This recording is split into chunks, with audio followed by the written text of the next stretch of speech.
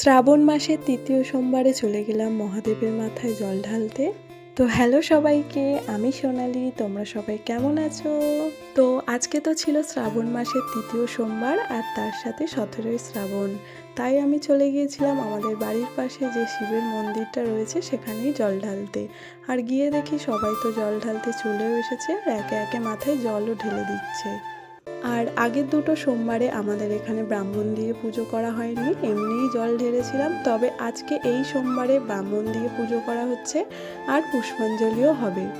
আর আমি তো সেটা জানতামই না যে ব্রাহ্মণ এসে পুজো করবে। ভেবেছিলাম পড়িয়ে আসার পর চাম্পাটি যাব, গিয়ে যা লাগে ফল, দুধ, ফুলের মালা সেগুলো কিনে এনে পরে আমি পুজো দেব।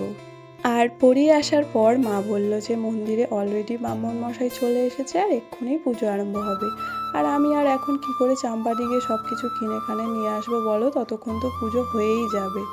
তাই আর কি দোকানে যা পেয়েছিলাম অমৃত, গজা, লাড্ডু, বাতাসা এইগুলো দিয়েই পুজো দিয়েছিলাম। প্রথম সোমবারে আমি উপোস করিনি, যেহেতু তার পরের দিন মঙ্গলবার বিপত্তারিণী পুজো ছিল, সেটাই উপোস করতে হতো, তাই আর কি আর করিনি।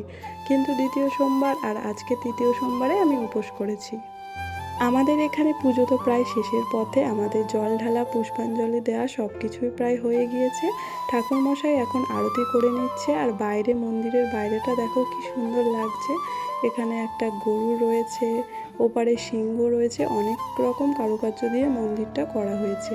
আর প্রতিষ্ঠা করা হয়েছে এখনো 1 বছরও হয়নি। আর আগের একটা ভিডিওতে একটা দিদিভাই আমাকে কমেন্ট করেছিল যে এই মন্দিরটা আবার কোথায়। এই মন্দিরটা হলো চাম্পাহাটি আর আমাদের বাড়ির একদমই সামনে।